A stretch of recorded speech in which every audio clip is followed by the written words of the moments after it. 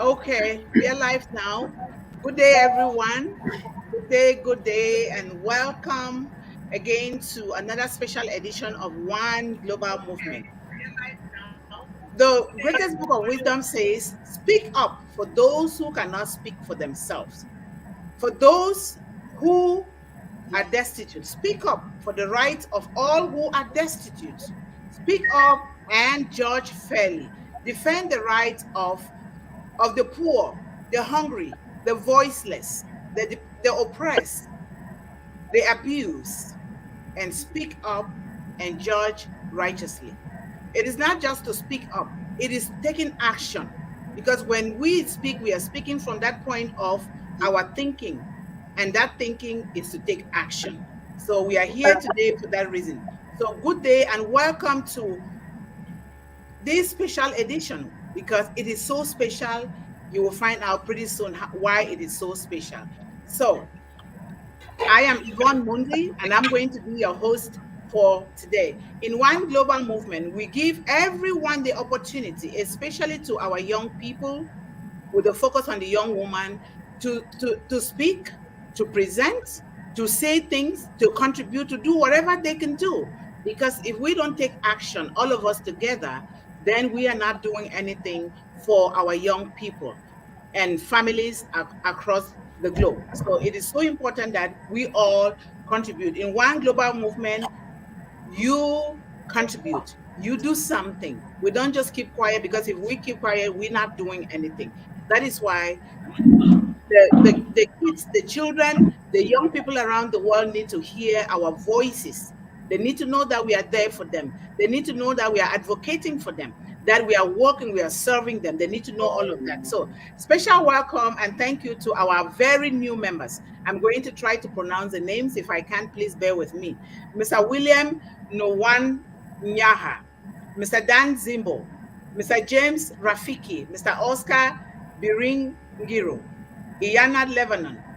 And thanks again to our two new members of last 2 weeks, Mr.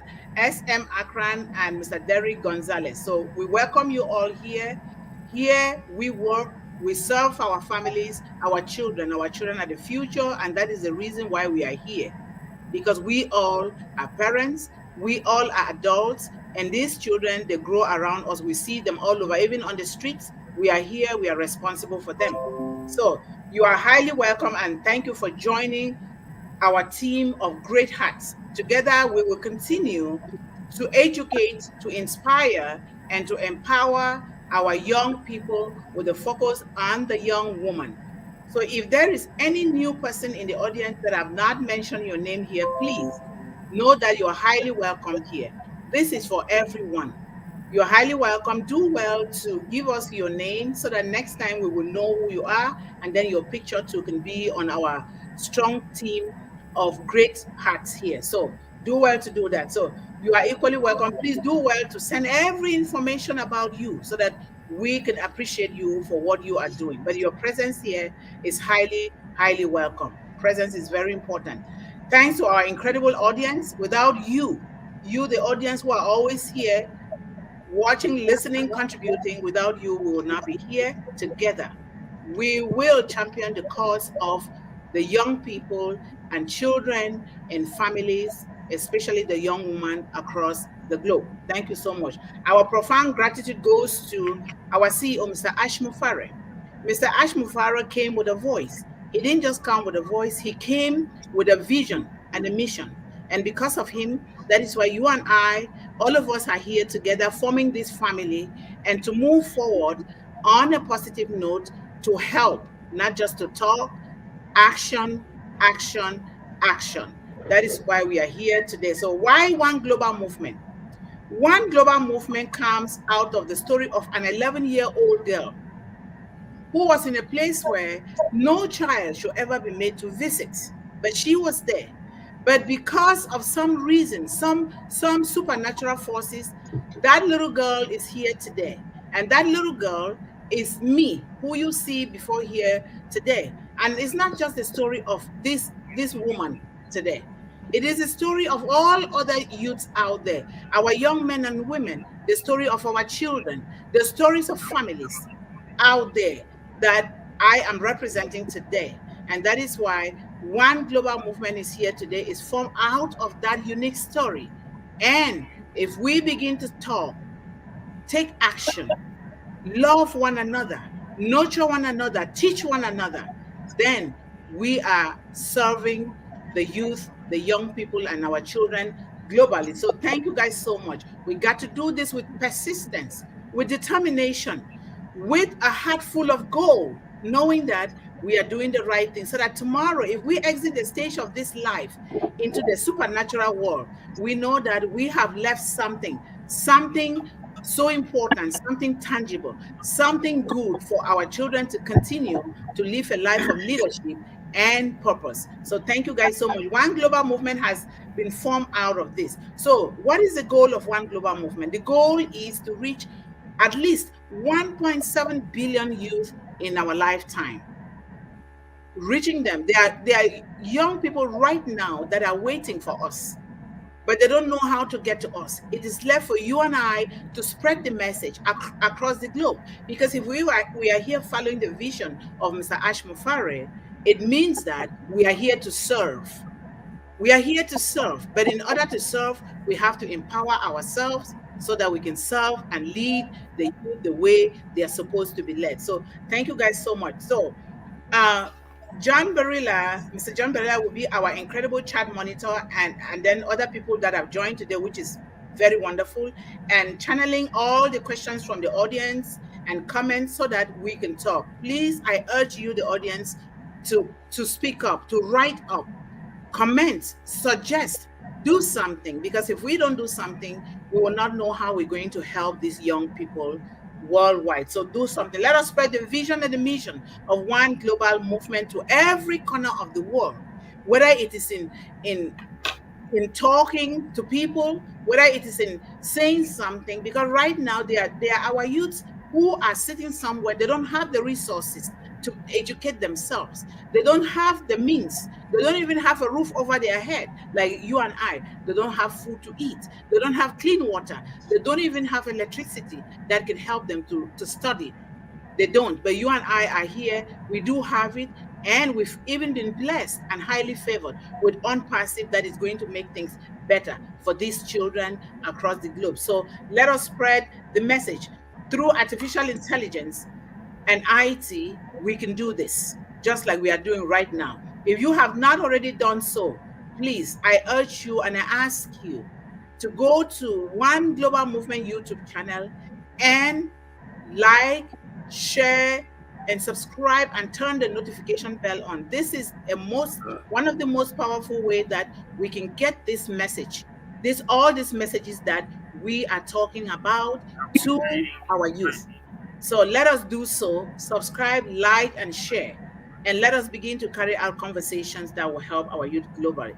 So the speaker for today, you are in for a big treat from our speaker today.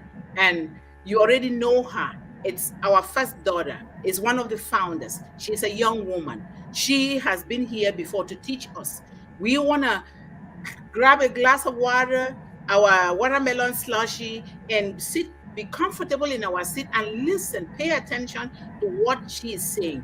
Because if we don't listen, we don't pay attention to our children, they will go off course, and then we start putting them on medication or start blaming them because we did not pay that attention to them. So we're going to pay attention to Vanshika Goel. She is going to be the speaker for today, our main speaker, and nobody else. She is the one. We are going to put her on the hot seat, like I said. So Vanshika, like I said, is one of the founders, the first daughter of One Global Movement. She is a symbol and a representation of the youth worldwide, and especially for the young women. So we welcome her. Vanshika, we welcome you here today. We thank you so much for devoting the time, coming here out of your schoolwork, your studies, and other things that you could have been doing to come here. We highly cherish you. We love you. And we invite you to come again and again and again, and invite young men and women through you to come and see what you're doing. Because if we don't hear from you guys, We will not know where it is pinching you guys, where it is hurting, where the excitement is. What else can we help? We want to hear from them. So the stage is all yours, beautiful. Thank you. Thank you, Vanna. Firstly, I would thank you for giving me this beautiful opportunity for the second or third time. I'm really obliged to have this responsibility over me to give or share some of my knowledge to the audience. Yes. And I'm really grateful to all you guys that you have been working too hard at the back end for this particular show and for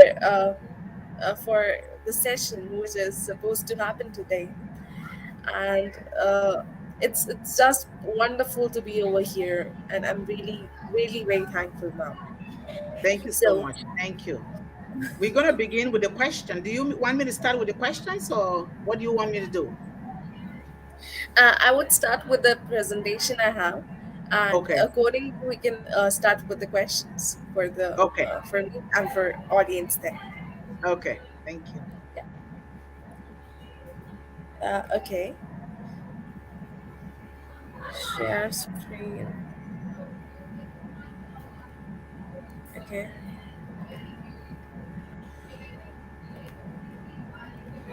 Is my screen visible? Not yet.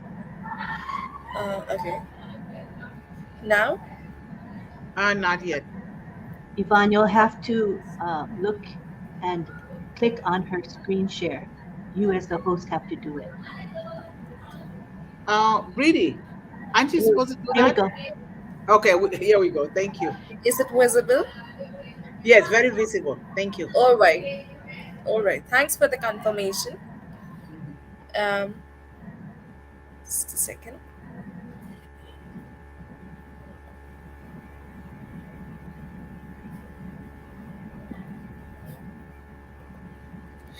Okay. So today's topic is emotional intelligence versus artificial intelligence, right? So all of us we have heard the term emotional intelligence, also the term artificial intelligence, right? So what basically these two terms mean? Firstly, the emotional intelligence. Emotional intelligence is when you are happy, when you're sad, when you're angry, when you're confused, when you have a subtle mindset, when you have a unstable mindset, when you're shy, or when you are silent but you want to speak a lot. That is emotional intelligence. So basically, when you know how to perceive emotions, whether it's your own emotion or it's emotion of someone else, the person who's speaking to you, then that is emotional intelligence, right? So from this, we have a definition. Emotional intelligence, which is also called emotional quotient, is the ability to perceive, interpret, demonstrate, control, evaluate, and use the emotions to communicate with and relate with others effectively and constructively. As I already stated, when you have that uh, power to perceive the emotions, not only to understand what you are feeling, but also to understand what the person you are talking to or the person you're looking at is thinking, that is emotional intelligence. Okay, next. Um, let's go into a little bit of theory. We have four components of emotional intelligence. Yes, you may say it's not of too much of use, but yeah, you should know that what are the pillars of emotional intelligence? What are those four basic foundation which are making this particular domain stand? So the number one we have is perceiving emotions. Now, what perceiving emotion means? Perceiving emotion means is uh, when someone you were talking to is in a confused mind state. about what to do in a particular situation. The person is asking you about some suggestion, and you just make a random suggestion out of nowhere. So are you emotionally sound? Are you emotionally intelligent? No. You need to understand what the person you are talking to is telling you.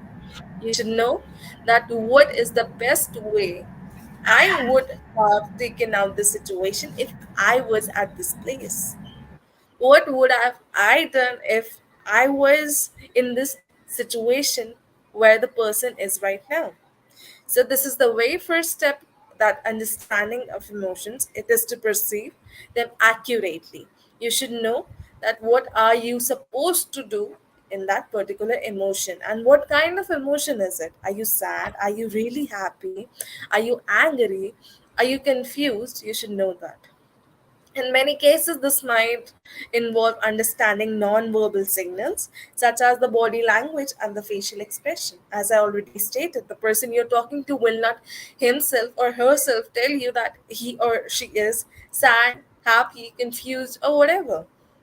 It's you who is emotionally sound and can judge that the person is in a particular mind state. That is what is perceiving emotions. Okay. So, the next pillar is reasoning with emotions. Okay, now you know that the person is sad, happy, angry, or whatever. Now you should know that what is the approach you'll apply to fix that problem. Suppose the person is sad, what will you do to make him or her happy? That is reasoning with the emotions. Also, judging that why the person is confused, happy, angry, or whatever the person is, that is also reasoning with emotions. You are the person who deals with emotions very well, and you know what to do in that particular state. That is reasoning. Like, sometimes if it's like me being a student, if I do not score good, I feel like, should I continue my studies? Am I capable? Will I be able to make it after 4 years? That is where I am confused. When I get my answers to these questions, that yes, I can do it. If I work a little bit more, I'll do it. That is the reasoning.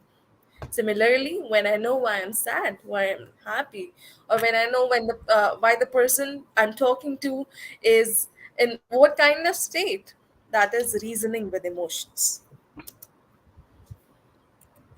Okay, so the very next pillar is understanding emotions, and trust me, it's really very important. Once you accomplish this pillar in your life, you just grab everything, because when you know that what kind of feeling do you have, when you know what kind of feeling the person is having, like, is the person sad, is the person happy, and when you know how to deal with it, that's the perfect thing. Why? Because that's the time when you can deal with people, any person, whether that may be the cruelest person in the world or maybe the sweetest one. You know how to deal with all of the emotions. So the emotions that we perceive can carry a wide variety of meanings. If someone is expressing angry emotions, the observer must interpret the cause of the person's anger and what it could mean. For example, if your boss is acting angry, it might mean that they are dissatisfied with their work. Or it could be because they got a speeding ticket on the way to work that morning, or they have been fighting with their partner. It could be anything. When these kind of questions arise in your mind, maybe this is happened, maybe this is the situation, maybe I can fix it. That is understanding the emotions. Okay, so next is managing the emotions. Now you know what the problem is, you know what the solution is, you know why is it happening. Now you should know how to manage it. You should know, how do I control my emotions? How do I control my emotions when I am sad but the person who's talking to me is super sad than me? I should know how to hide them. I should be emotionally sound.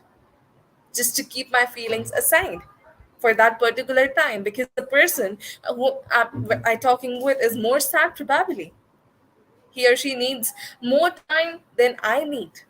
That is managing emotions. That is the ability to manage emotions effectively. That is crucially a part of emotional intelligence and the highest level. Regulating emotions and responding appropriately, as well as responding to the emotions of others, all important aspects of emotional management. Okay, we have talked a lot about this. Let's talk about what is the impact of EI.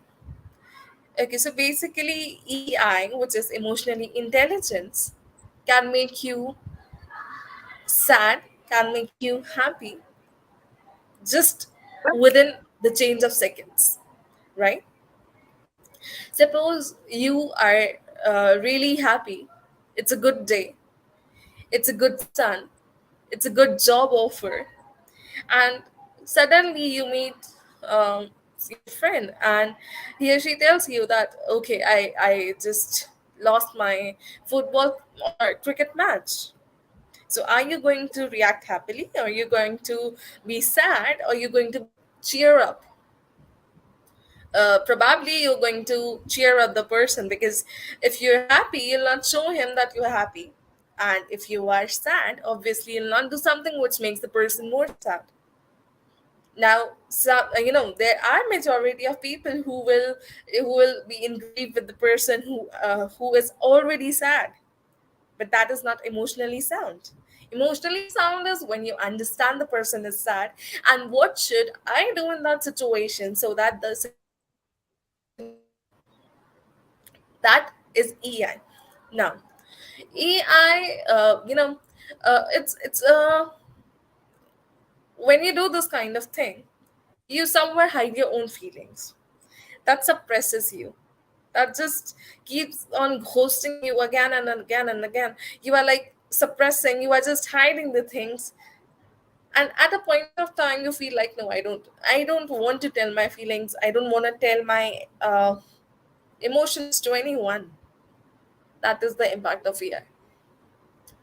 Interest in teaching and learning social emotional intelligence has grown in recent years. Social and emotional learning programs have become a standard part of curriculum for many schools. Now, there's a very good example for this impact of AI. Mostly the girls in India, they are not allowed to study after their marriages, in the very remote areas, of course. So, in that situation, what do the girl do?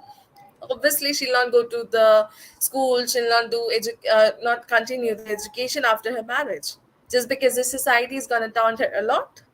Just because the society is going to taunt her parents, or say her family, or her in-laws, and maybe her in-laws do not allow her. So this is kind of surprising. That girl who finds joy in studying, that girl who finds joy in succeeding, is now, she's just closed in a four wall.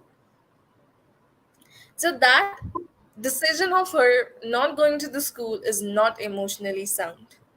That is not emotionally intelligent, because that's not in her favor and that's not correct.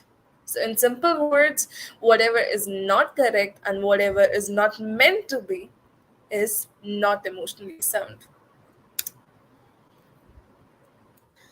Right. Okay. The goal of these initiatives is not only to improve health and well being, but also to help students succeed academically and prevent bullying. There are many examples of how emotional intelligence can play a role in daily life. Okay, as I stated, a bad side of emotional intelligence. Now, let me be clear with the good side as well. When you are emotionally sound, you are very focused. You're very focused about what to do, when to do, how to do. You're very focused on understanding the emotions. You do not play with someone. You do not you you do not do anything which hurts someone. You're very focused on your own goals. You know what is emotionally sound. You know that if I'm happy, why I am so. And if I'm sad, why I'm so? And what should I do for making the things perfect?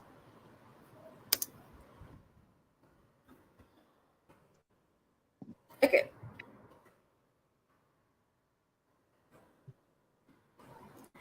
Before I proceed with the presentation, do we have some questions, ma'am?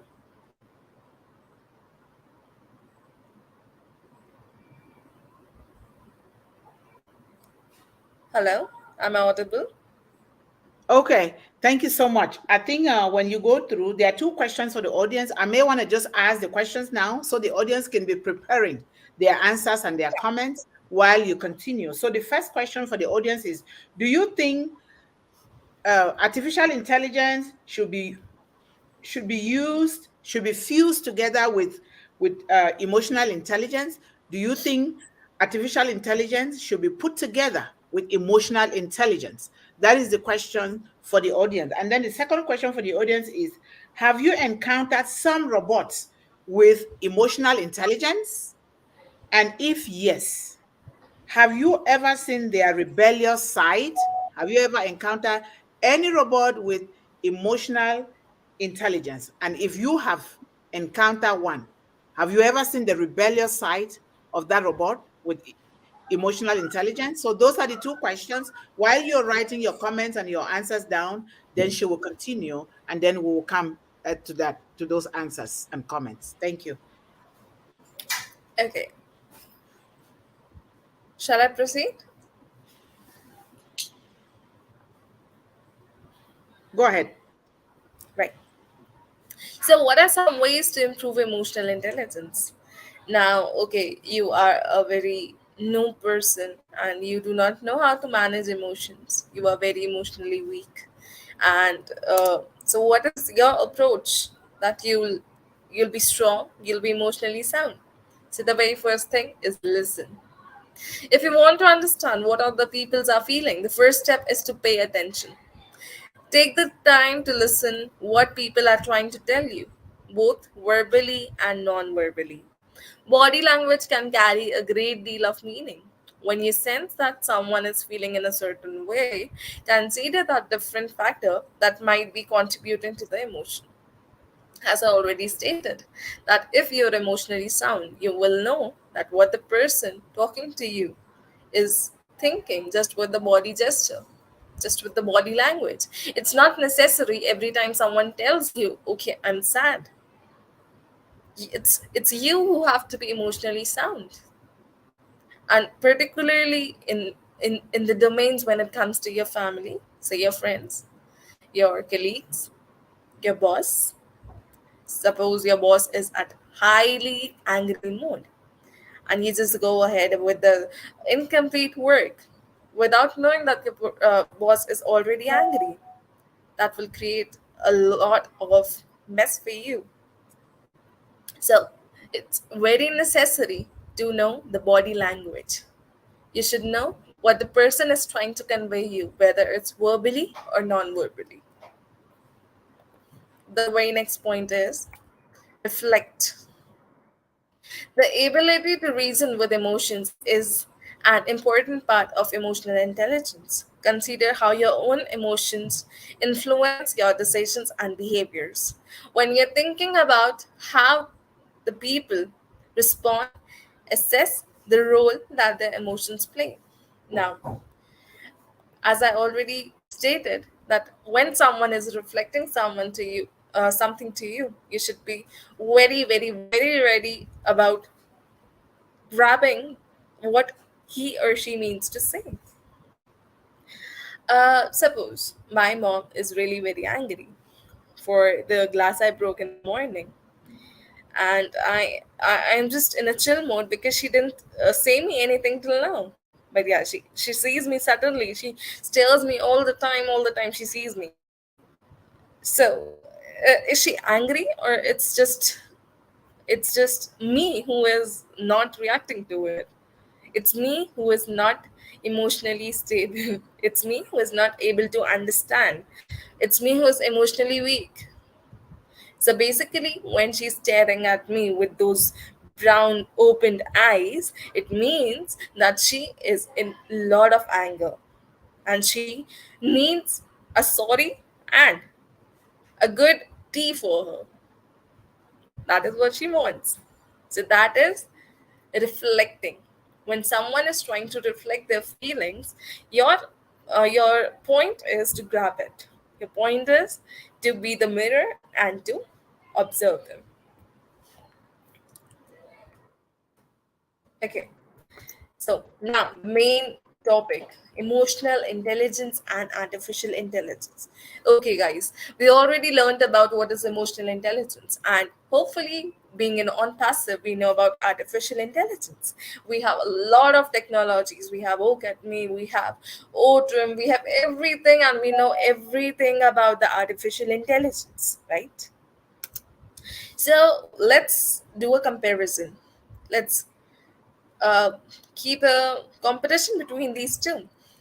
Now, for that, we need to know that what is artificial intelligence. So, as we all are clear, that artificial intelligence is some human brain which is transplanted into some non-human machine or device or say software.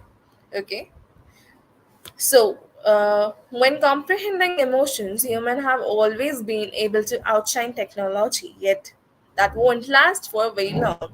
While some people may be skeptical about the idea of emotion being replaced by computers, experts in computing, also known as emotion AI or effective computing, claim we are on the way there that by 2025. Okay, so this is basically they are telling that this survey which was conducted that told us by 2025 the human brain will say 80% be transplanted into the devices in the machines, and we can yet see that on passive has already brought a lot of them, right? And this is the that is the uh, that is the currency, that's the tenure they are getting with it. We have nothing to do with that. um, Coming to the next is artificial intelligence. I already told, but the new term we are going to learn is artificial emotional intelligence. That's the fusion of artificial intelligence and emotional intelligence.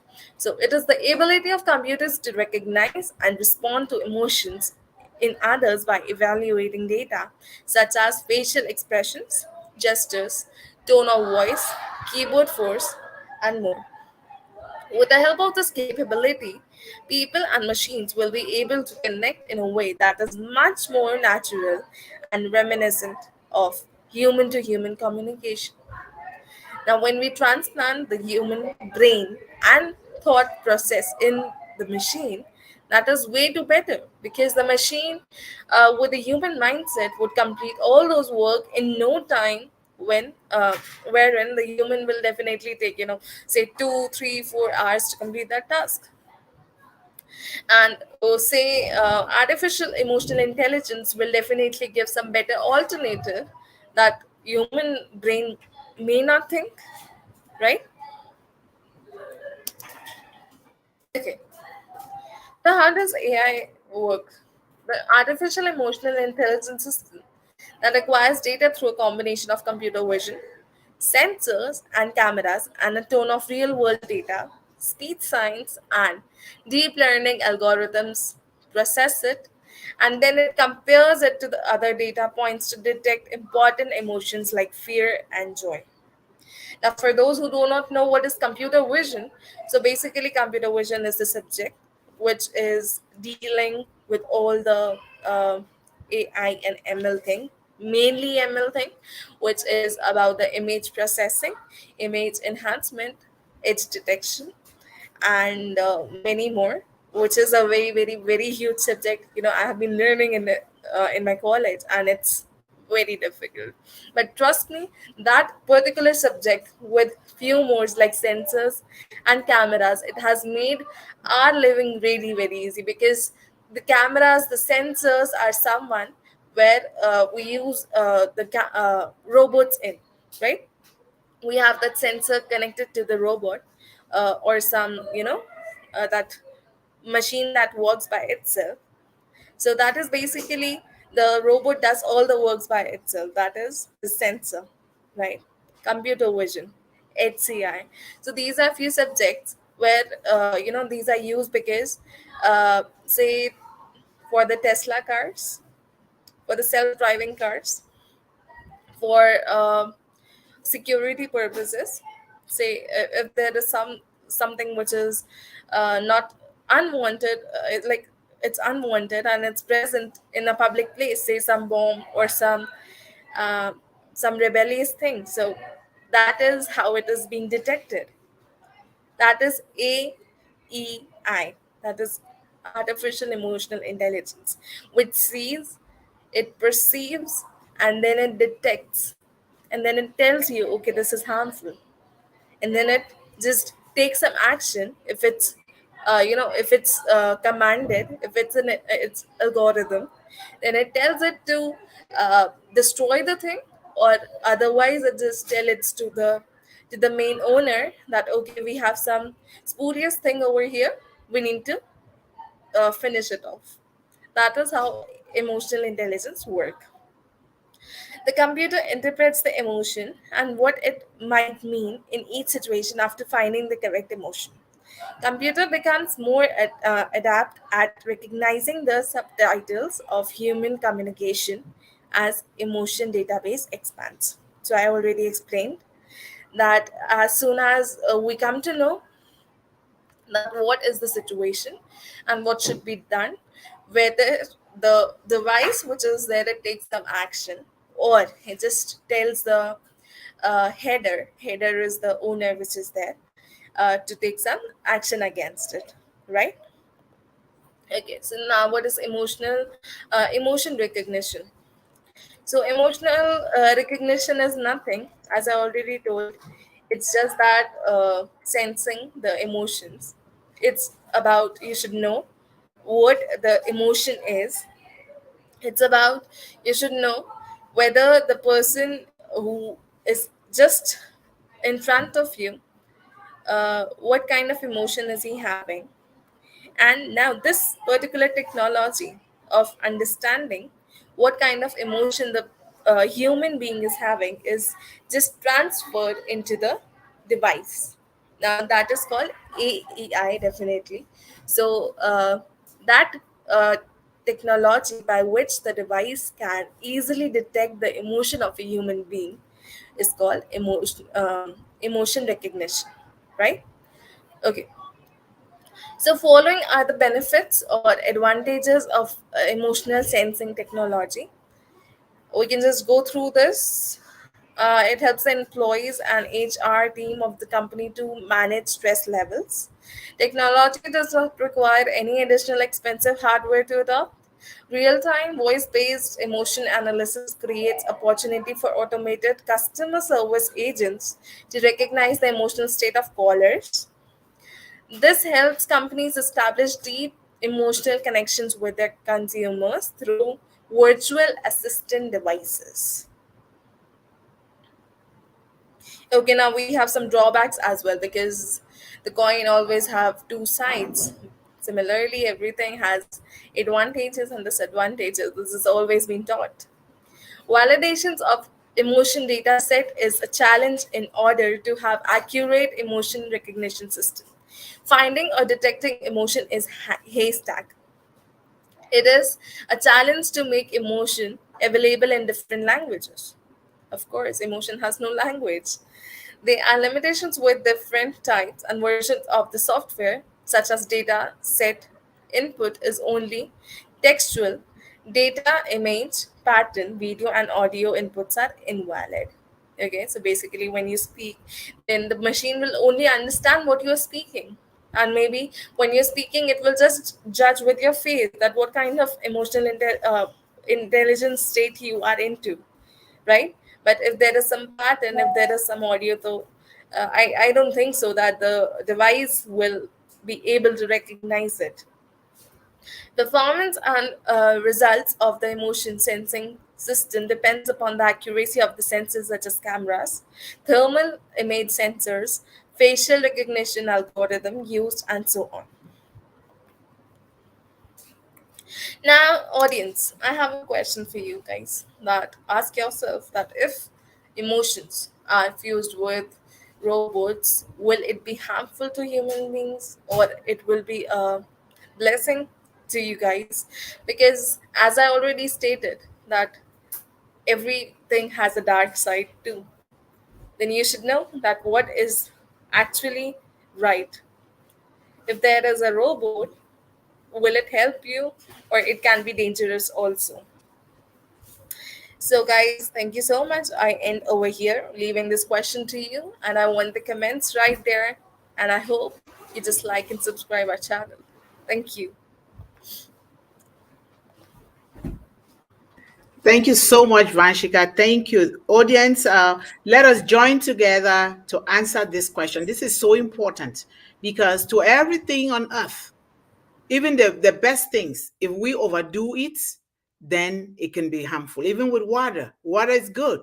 Water is necessary for everything. But if we overdrink it, it's going to hurt us. So it is the same with everything in life. So let us answer this question. And she's right there. If we have any question for her, she will come back on stage and she will answer.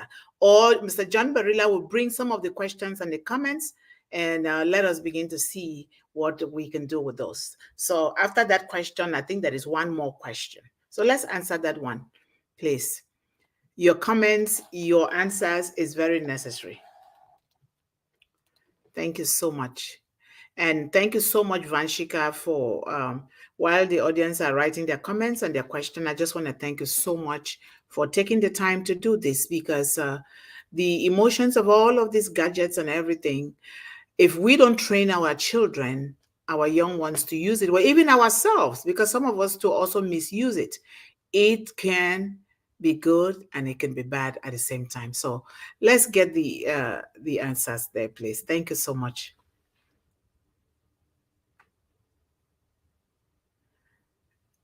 Do we have anything, John, to work on?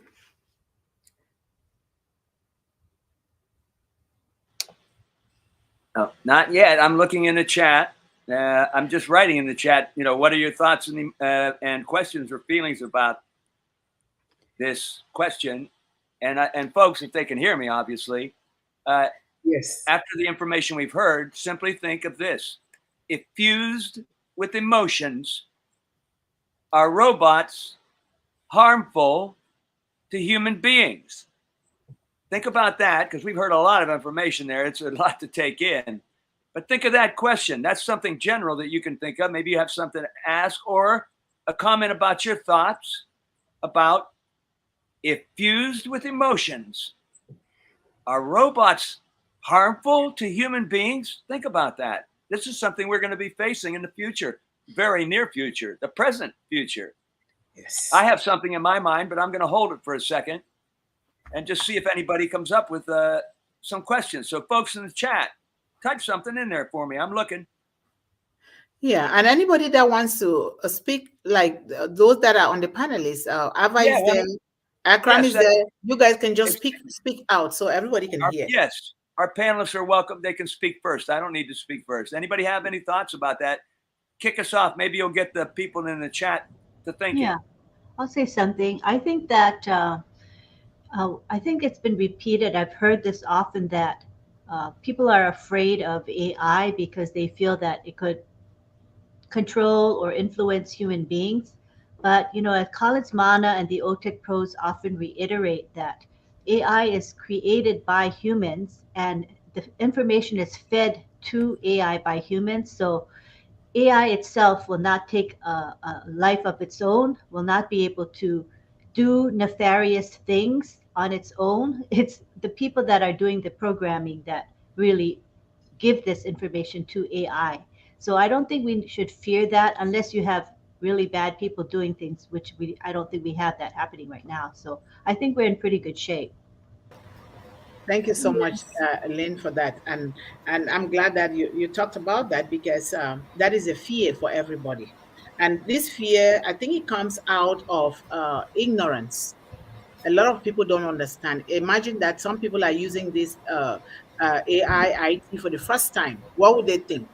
Imagine our parents. Uh, uh, in the community, in the villages.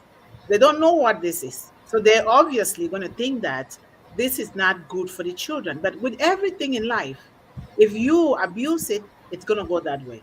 But this is information, like you said, that is being fed the robot. What you give the robot, that's exactly what you're telling it to do. But if it goes and does otherwise, it means something has been tampered with that is going to cause it to do otherwise. Even though in every rule there's an exception, something is bound to break, something is bound to fail at one point in life, just like we are failing to sometimes sign in here.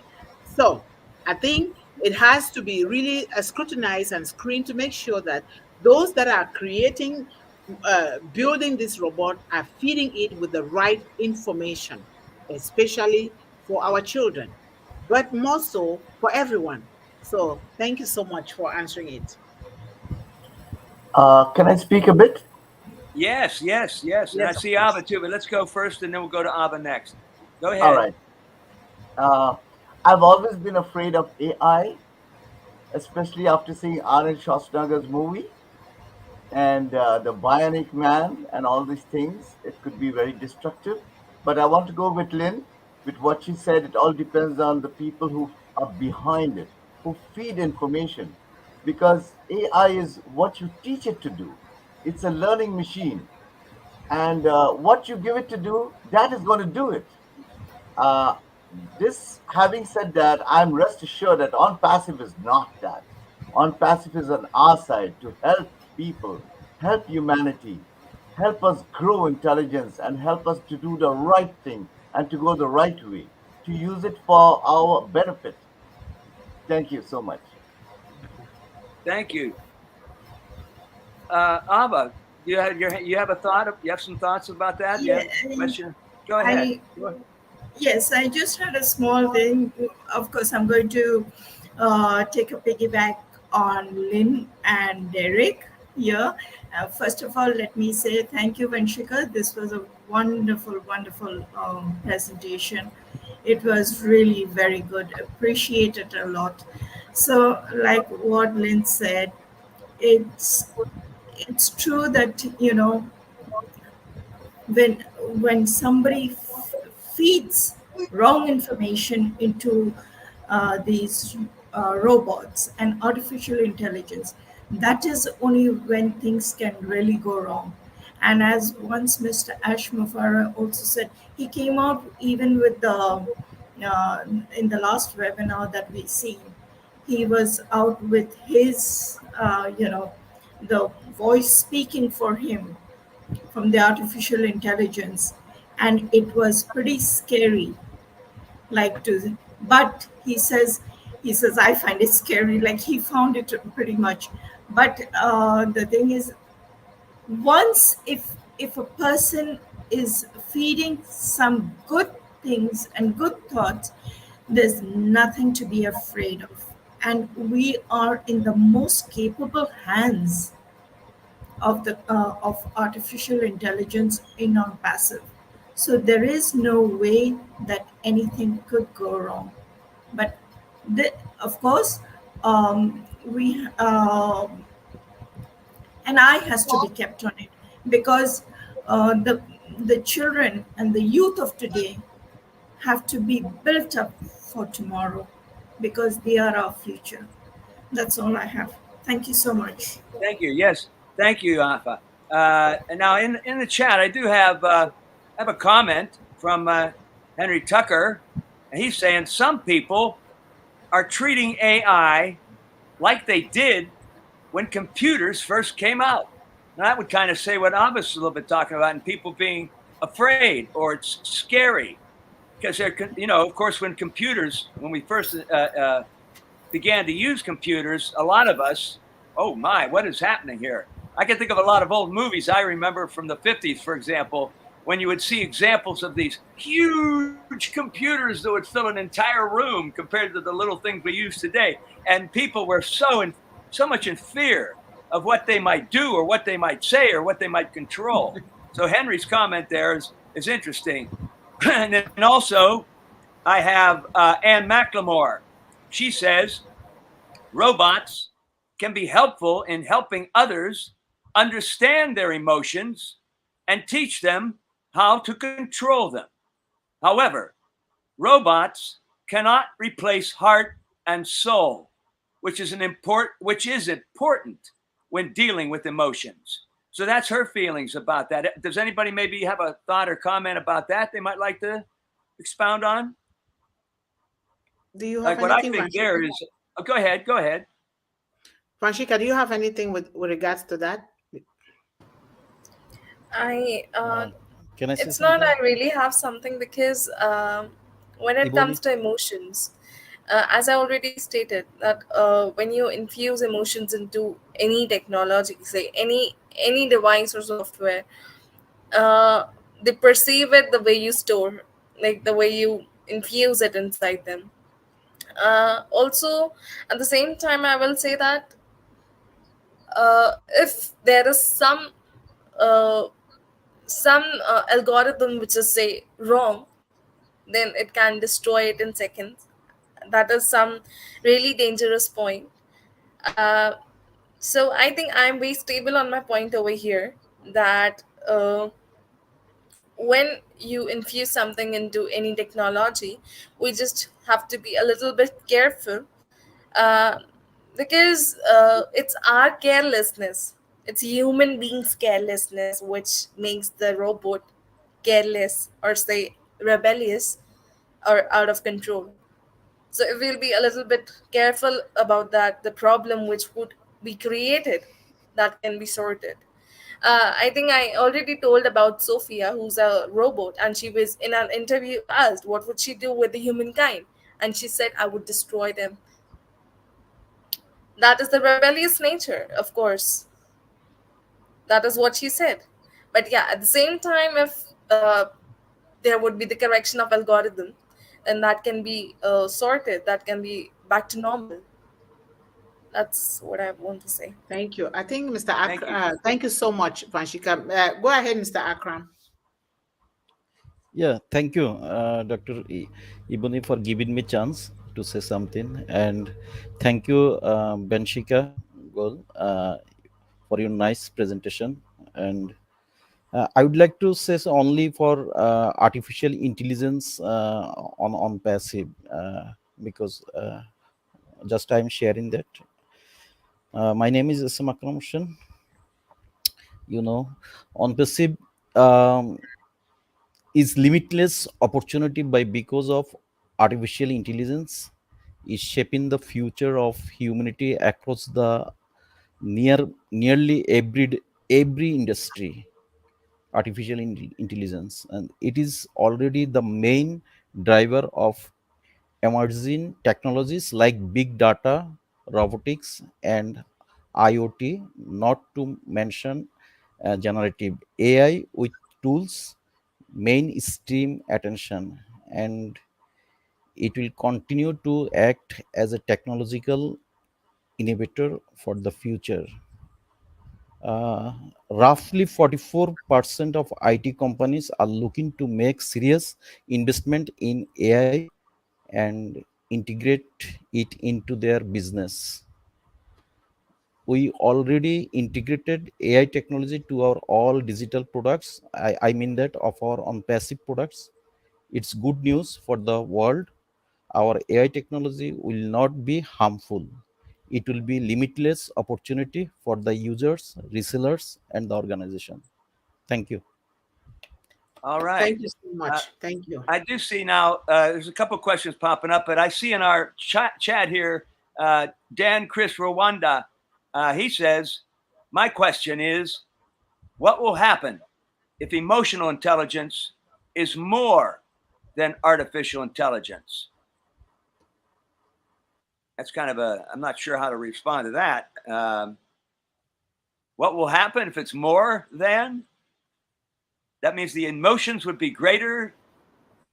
Well, I don't quite understand because it says emotional intelligence more than artificial intelligence. I mean, emotional intelligence can be artificial intelligence, whatever the emotions are. So I don't know. I'm not quite sure how to interpret. Anybody have any thought about that? I'm getting a little bit confused by that. I Let think me. maybe he can Okay. elaborate on that because I think he's missing a verb there. I think I'm thinking he meant maybe it's more powerful than or more used than? There could be various interpretations. He needs to clarify that question, please.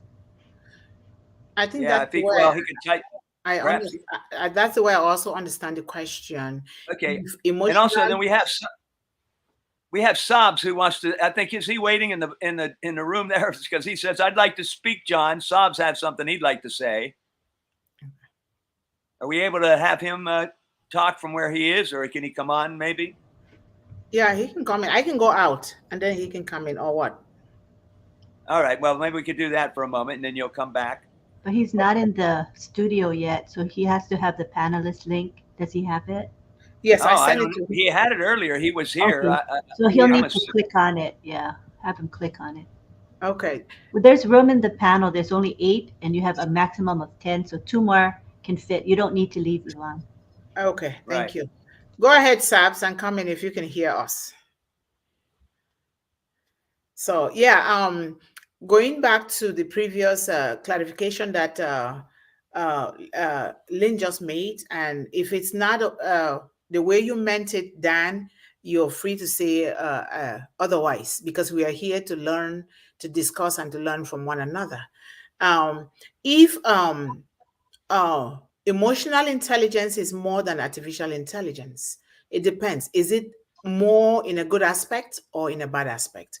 Because the robot has been created and fed by humans with the information that they want it to feed those robots. Either way can be good or it can be bad. But why not feed it with more good things? Because when we feed it, if our emotions, we feed that robot, what kind of emotions are we feeding the robots? Are they good emotions or are they bad? Right. So for me, I think it's us humans. It all still depends on us. Set aside the fact that the robot cannot have a heart just like us.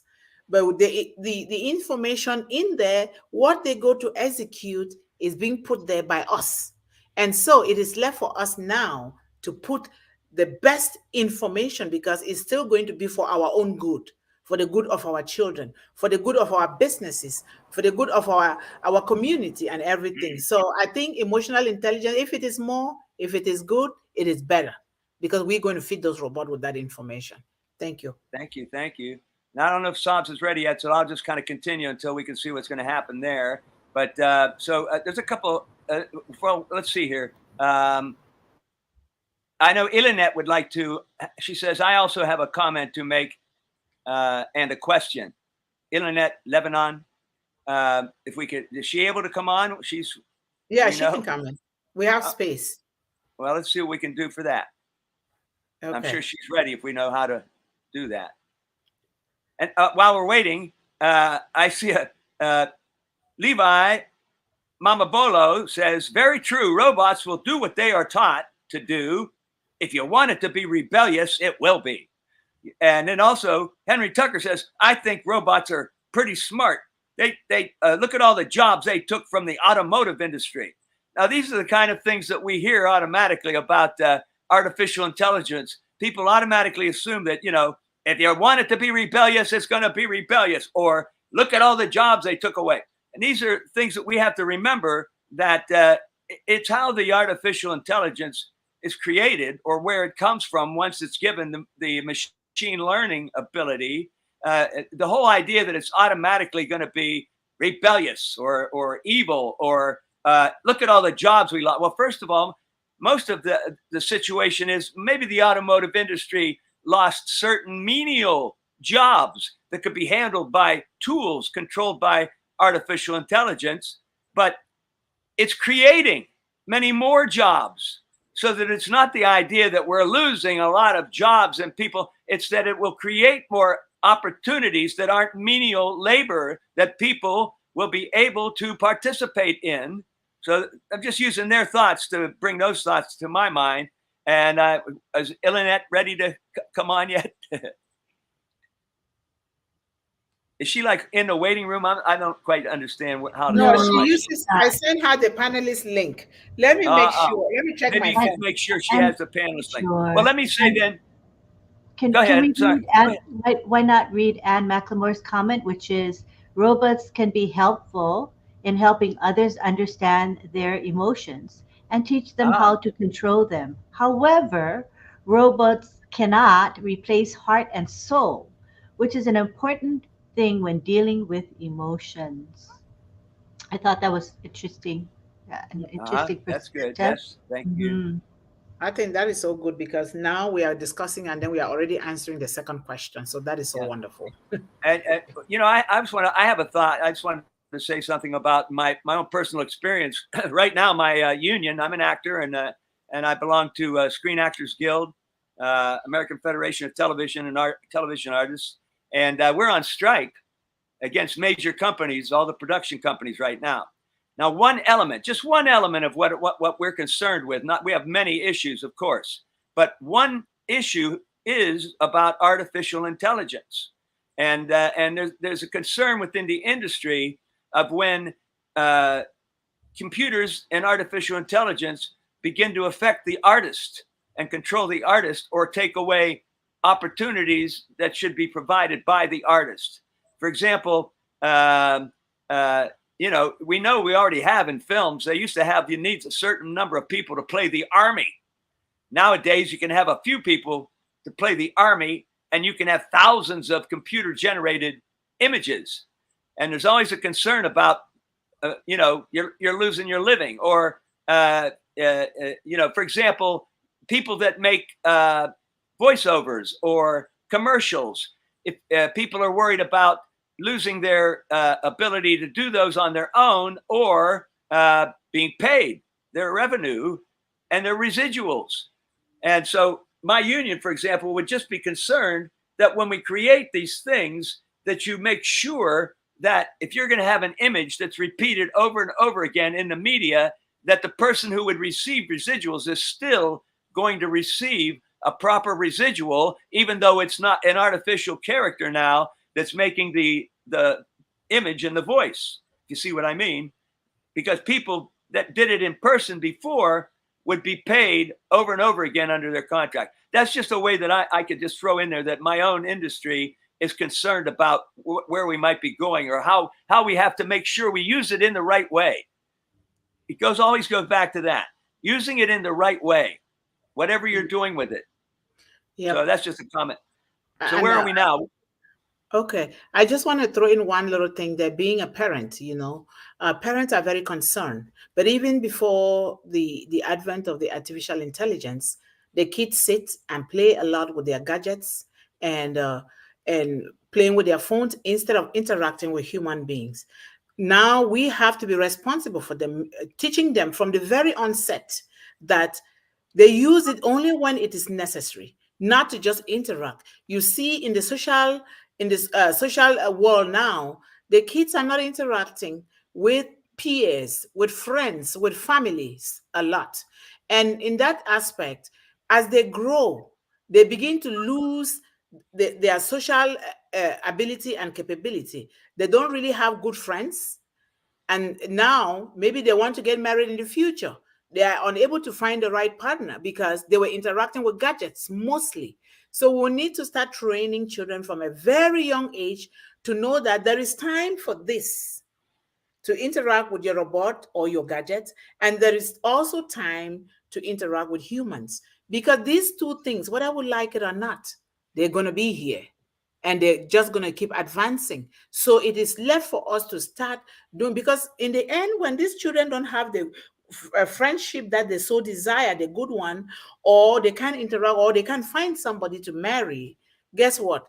They start having emotional disturbances and attitudes, and now it will still be back on us. So that is the one thing we must, like we are doing here, we must interact with humans, because humans are those who created those things. We must. There is time for everything. We need to teach our children that. Thank you. Okay, and now Iianit says she has the panelist link. So how does the host need to add her to the panel, or how do we get Iianit up here? They don't add to the panelists. If she has it, she just has to come in, or she can still click on the other one. I sent her both. She can click on the other one, and then they can let her in. Who's the host of this? Is it Briddy is Briddy? the one there. Okay, so Yeah. Briddy will see the people wanting to come in. So Briddy needs to look below the screen because some of them are low. She might not see them. Like Iianit might be sitting there. So Briddy, can you check? We also have Sabs sitting there somewhere. I Yes, don't so it's know. probably in Briddy's view, only Briddy's Briddy, view. are Yeah, you there, Briddy? Let me see. Let me just it's maybe only in her view.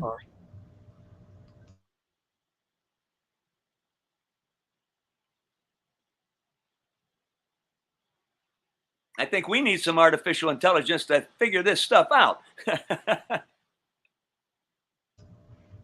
Very true.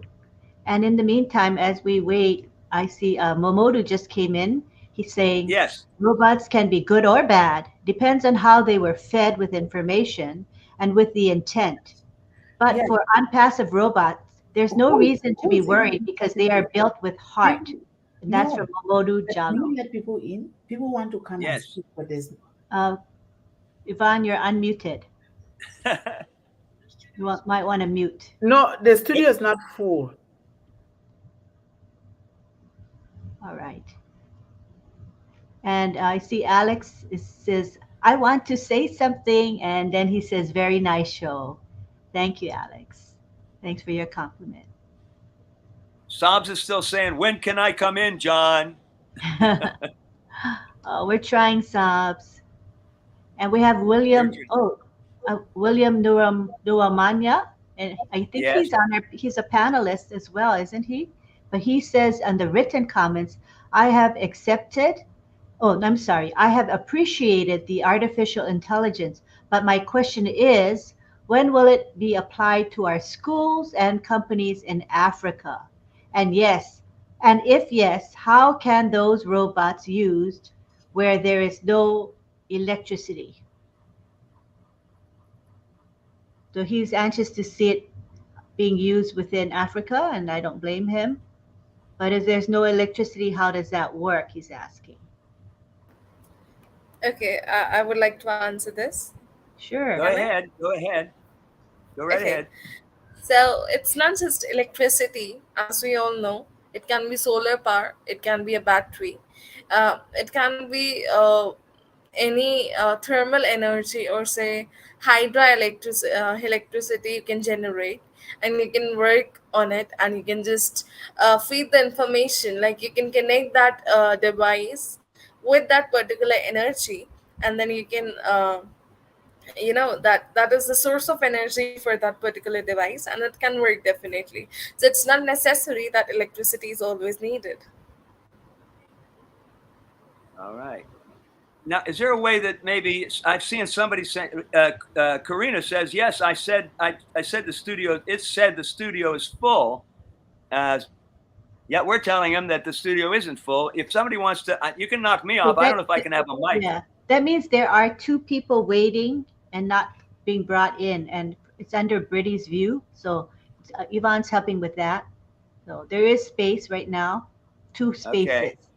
and those are the Okay. two probably waiting in Briddy's view. If we, just let's be a little patient. I'm sure she'll try her best to bring them in. I think how do I make John Barilla the admin here? John Barilla, because Briddy, I think he is having some technical issues. Um, I don't know if I I what I see. don't think you can Make change Lynn. the. Do You it to can't Lynn, do it maybe. while. Yeah, I don't think you can do it while you're live. I don't think Oh, so. okay. So it's Okay. we just tried our best. Sorry, people, but we did try. Briddy, keep trying.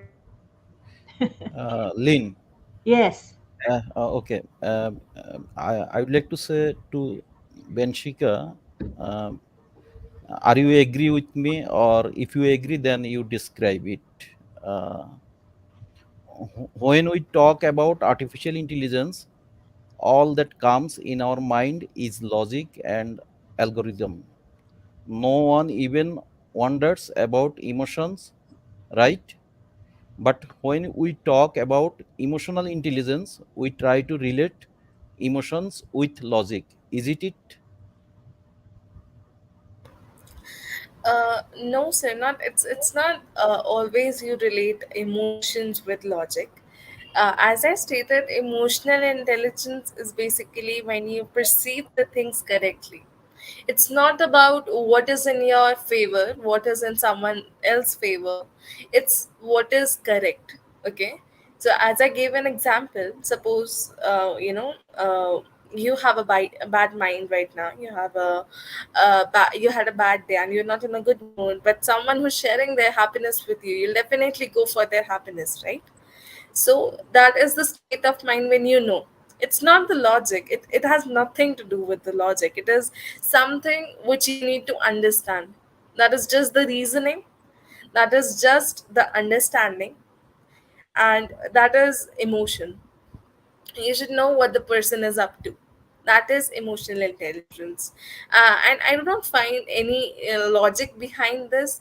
Also, I find logic in the artificial intelligence, because yeah, that is something very complicated. We do, right? We put algorithms, we put the method, we put the code, we run it, and then there is an outcome. So that is all about logic. That is all about the complication. But emotional intelligence, it has nothing to do with the logic.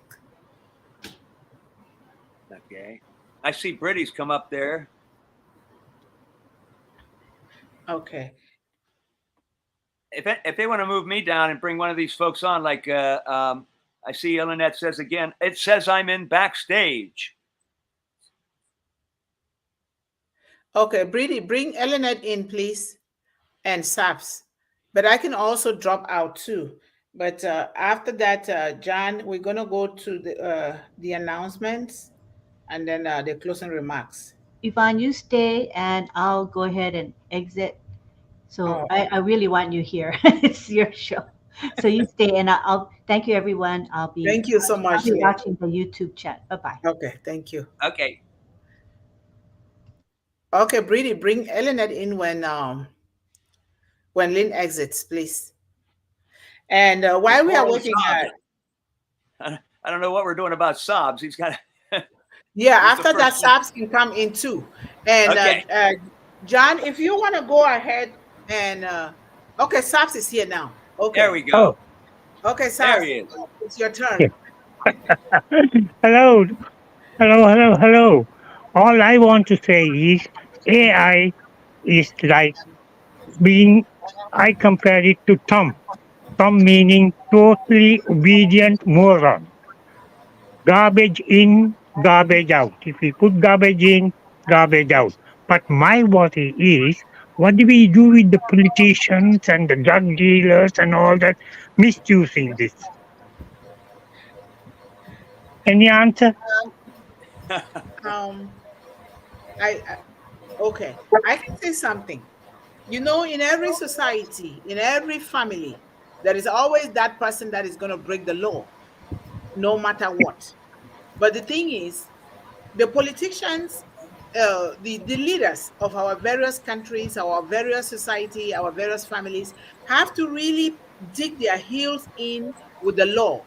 Everybody, no matter who you are, has to respect the law. And there has to be measures set in place for people who break those laws, because they're going to try to, no matter what. That is the essence of this artificial intelligence. Feed them with those emotions. For example, people go to their offices in certain places where the law is there but it's not active. They go and put their coat behind their seat in their offices, and then they get out of the office at the end of the month or in 2 weeks, they come and collect money that they did not work. So artificial intelligence will be there to dictate all of those people, so that is why Mr. Ashmufara says we will be the correction to the corruption, so that people have to sit and do what is necessary in order to be paid. So, SAPS, I think it's up to us now to put those laws in place and make sure that nobody goes above those laws, just like our own family rules and regulations. We need to do that, because then we feed it inside the robot for it to work. Thank you. We have politicians and corrupt politicians. If artificial intelligence falls into wrong hands, what can we do about it?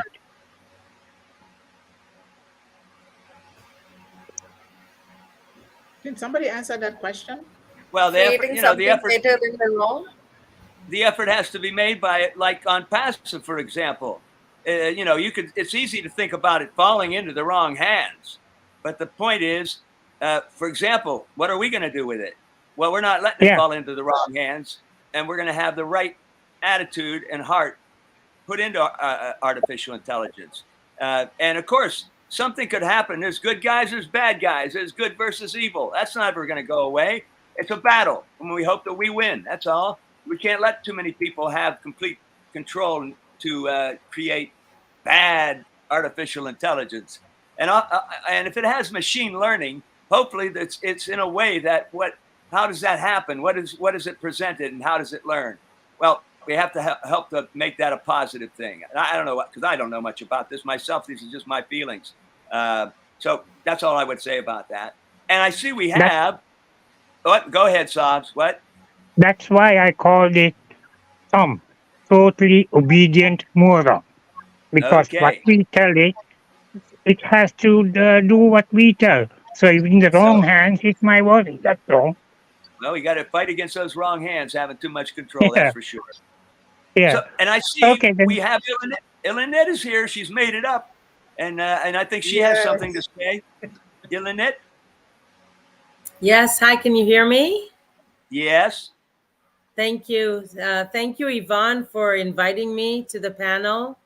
Thank you, Vanshika, for a wonderful presentation.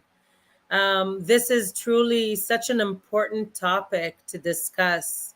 While watching the presentation and listening to this wonderful community, I had a few thoughts in my mind that I thought I would like to share with you. So first of all, yes, we're talking about developing different things, whether it's hardware, software, different platforms embedded with artificial intelligence.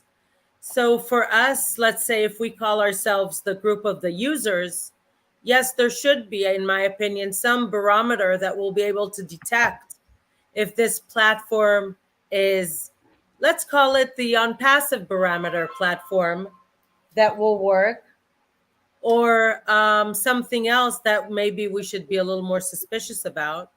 I could share with you on a personal level. John was sharing some of his experience. I have a child overseas, and to enter his academy, I needed to get his background check here in the US, but he's already in Europe. Now, how do I do it? We need to transfer fingerprints. Did you know that there are private companies that do it, but there's a federal law and proceedings on how it should be done? And God forbid for someone to use a private institution that could really jeopardize the life of an individual. We've seen so many people that their identity was taken from them, and what it does in our lives. And we have to be extremely cautious. In that sense, I feel so secure being in on passive, growing with on passive, and really taking these values with us and being cautious.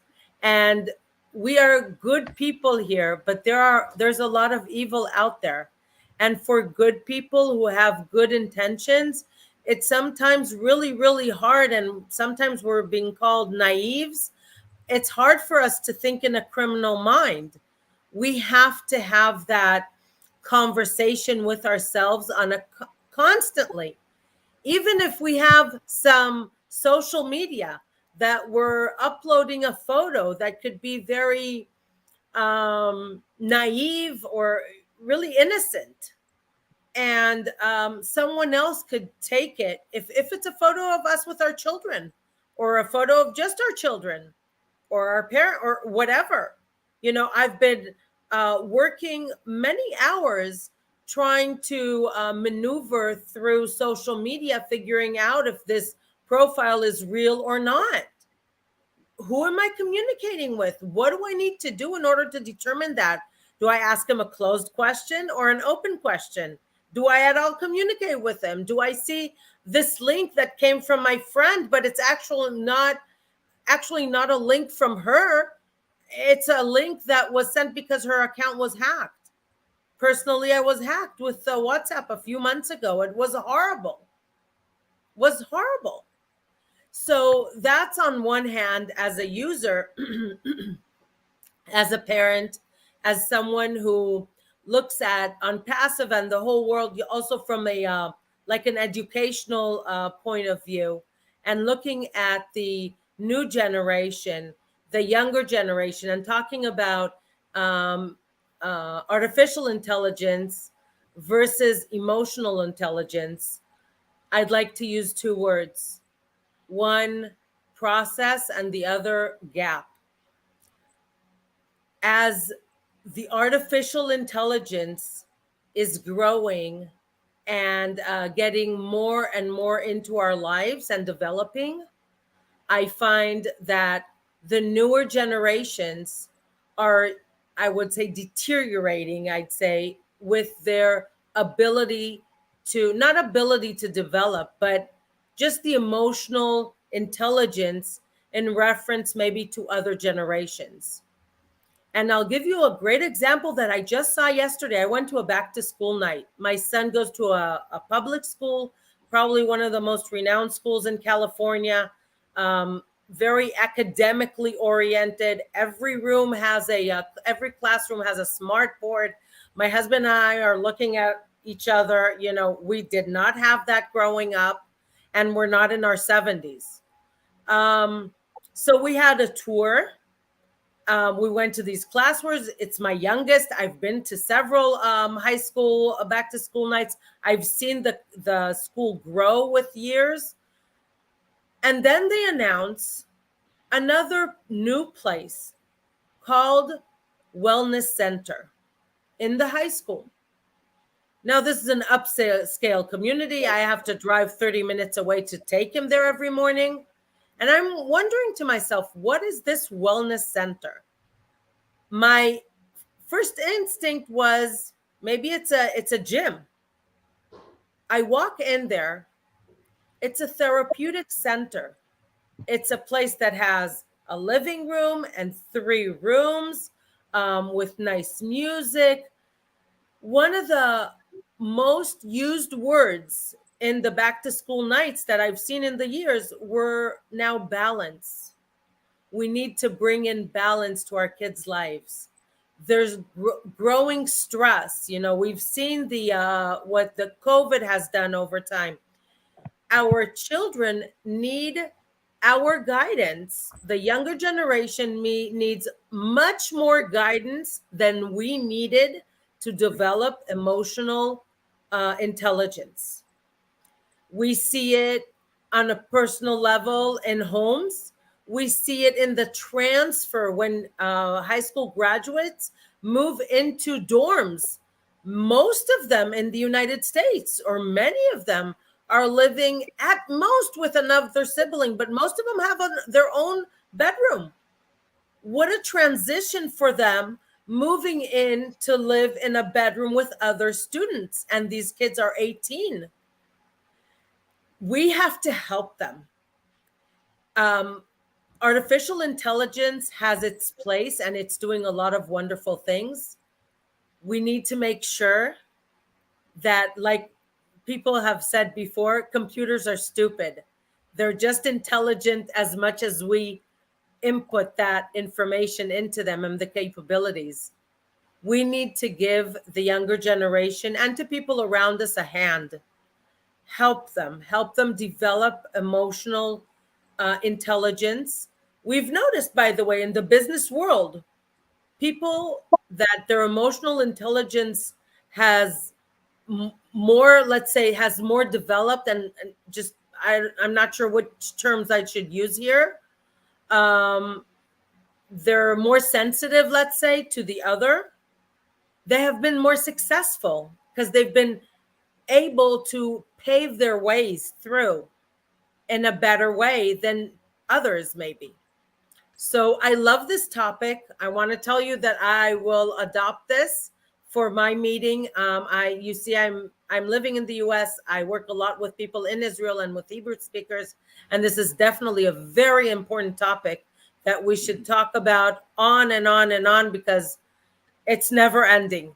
It will forever be there. So thank you so much for bringing me to the panel and for listening to me.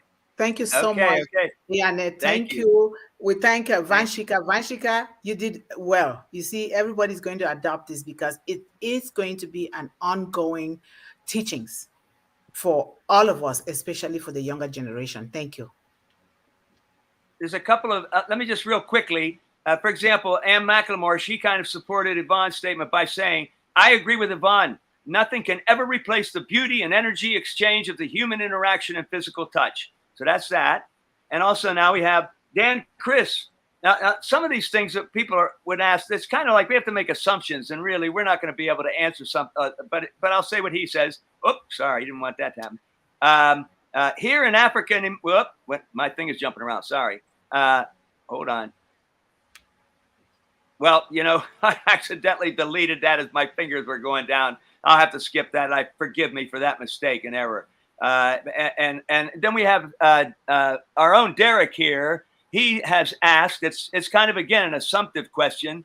Is there some kind of guidelines to police AI?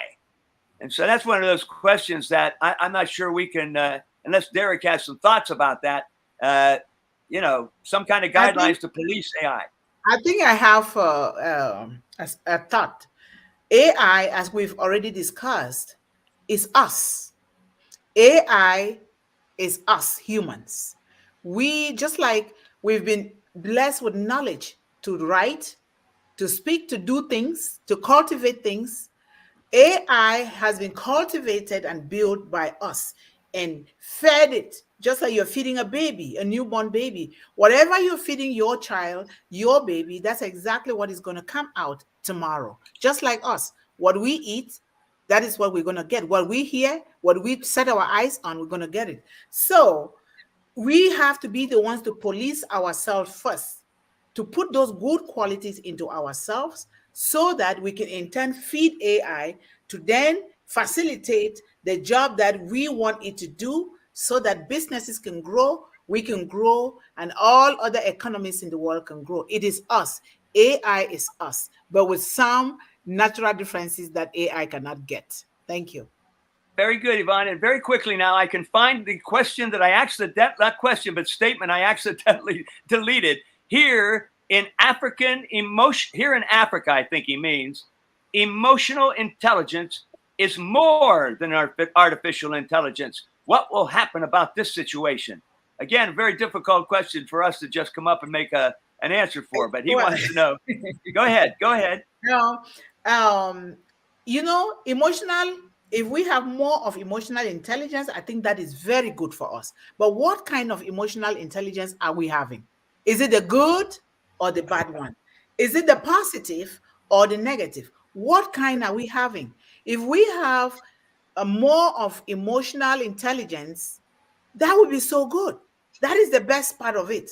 And that way, when we are feeding our robot with the artificial intelligence, the artificial knowledge, then we're going to feed it with the good things. So I think emotional intelligence is very important. That's why we say we teach our children first from home.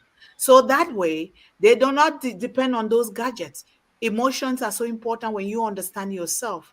That is emotional intelligence. When you understand your child, when you understand your parents, when you understand your wife, your husband, your friend, when you understand your community, when you understand what you are giving from your heart, you're giving to another person, that is more. More of that is better, but it should be the good one. Because what we do, that's exactly what we're going to feed that robot, artificial intelligence, to give it back to us. So we want good things so that they can give good things back to us to do what we ask them to do.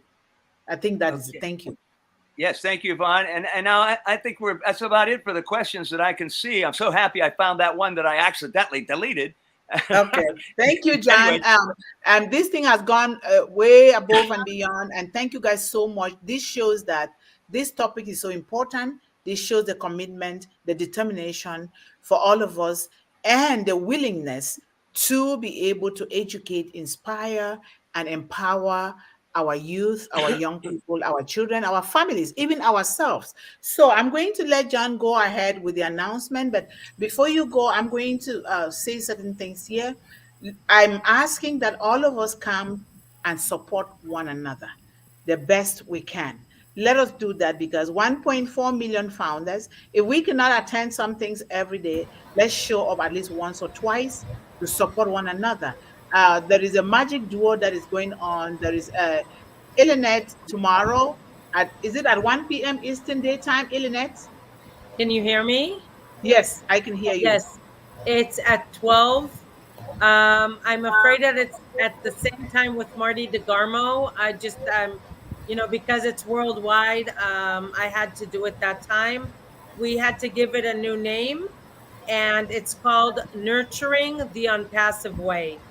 So it has to do with education. We're going to have, it's really geared towards people who are running educational programs and talking about on passive, also in a practical way, but not only, giving some tips on how we can all grow and help others grow within on passive. Yeah, thank you so much. I think every program that each and every one of us here is doing it the unpassive way, using all those products for the benefit of all the programs. I myself am into education, educating the young woman, the young man, educating children from birth. So important for all of us. So thank you so much. And John, go ahead with the Dr. announcement. Yvonne, can I just say something more? Just my 2 5 bit. Okay. Go Um, ahead. uh, I yet think that there should be an international law that anybody who produces anything concerning AI should have a license or have a permission, so we can smack the wicked people, the naughty boys on the hands. Thank you. Okay. All right, John, the announcement time now. Yeah. Well, and I don't really have like a specific announcements, except I usually might say some of the folks that have their webinars and everything. I would just say, as we can all find that in our back office. It's always all these things are listed. We have a couple of folks here that have their own, like Yasmin has a show, and also I'm trying to think now. I got it written somewhere here. Yeah, Rekha, of course, on passive wake up talk show. And Yasmin's, I'm forgetting the name of your show, and I actually watched you this morning. I think is she still around? I don't know if she's around, but instead of making, go ahead. Okay. No, I thought it was tomorrow. Tomorrow, don't they have a show tomorrow, 26? I have Well, I was that's why I wondering, said, do they have a show tomorrow? I thought it was tomorrow, the 26th. oh, I don't know. Maybe I was watching something else this morning. Then it could have been a recording. For all I know, I'm all over the place. But again, instead of making a whole list today, because we put in so much, and we do want to wrap up pretty soon. So I'll just say this: my announcement is this. The only thing we know for sure right now that things are imminent. And my announcement would just be that let's all be on our toes, be paying attention, because at any time, and Marty's even just said this, any time right now. In fact, I was watching his live, not today, but yesterday, where he was saying, anything can happen at any time. Let me look. He's looking in the back office. He said, let me look. Not yet. So I would just say my announcement is let's be ready. And if you're not ready, start thinking about being ready, because it's imminent to where we're going very soon, right now. That's my announcement, and I would turn it back over to you so that you can wrap up, Yvonne. Thank you so much. It's better to be prepared and stay ready than to regret it when the opportunity comes. Because if you're not ready, the opportunity comes and you don't snatch it quickly, it will pass you by and go to another person. So thank you for saying that we should stay ready. Yes, and thank you guys so much for attending One Global Movement, which is a movement created out of a unique story to empower young people, men and women, families, communities, businesses with a focus, especially young businesses, with a focus on the young woman. So thank you guys so much for coming. Thank you, guys who are supposed to be sleeping now, but they are here now supporting One Global Movement, especially our people from Bangladesh, Africa, India, Vanshika. Thank you guys so much. Let us keep assembling here. Come up with ideas. Let's talk about this thing, because if we don't talk about the kind of problems and issues and challenges that we are facing in the various areas that we live in, we would not Gopi know man. how to reach these children. So thank you guys so much for coming. But I always like to thank the graphic designers here who designed this graphic, Divina and Rekha and Briddy, who is working behind the scene. Briddy is like the IT person, Mr. John Barilla, who is the managing director, and a lot of other people are still going to come so that we take roles, because we all have different gifts that we can use to help one another here. So let us come together to help. That is the only way that we can reach out to the world, just like Mr. Ashmi Farah has done to reach out to us, to bring us together. So I always like to close with this. If anybody doesn't have anything else to say, I would like to close up with this. Does anybody have anything else or no? Okay. All right. Thank you guys so much. Thank Mr. Ashmi Farah for bringing us together. But I will leave you always with this. Stay focused, stay encouraged, stay empowered, and always believe in endless possibilities. Thank you guys so much, and I love you all. Bye-bye. Thank you. Thank you. Thank you. Yes, thank you. Thank you. Thank you. Bring folks with you next week, people. Yes, thank you. Thank you, John. Yes, bring people, bring people. We Or need 2 more weeks. people here so that We we can switch hear off. from them. It's every other week, so we switch off with, right? So it's not next week, but the week after. Yes, because as more people come, we will see what happens. We might go back to every Friday, but for now, it's every other Friday for now. Bring more people, bring those children, encourage them to come 18 years and above. If they are younger, come with the parents or the adults that are in the lives of those children. It is our responsibility to educate, enlighten, empower, and provide tools which those kids can use to build on their hopes and their dreams. We can't leave them alone. It's our responsibility, because we were children too. We need to do that. Thank you so much. Bye-bye. And everybody come for One Womanpreneur next week. Yes. Yes, John. Yes, thank you. I love you all. Bye-bye. Thank you all. Thank you. Bye-bye. Yes.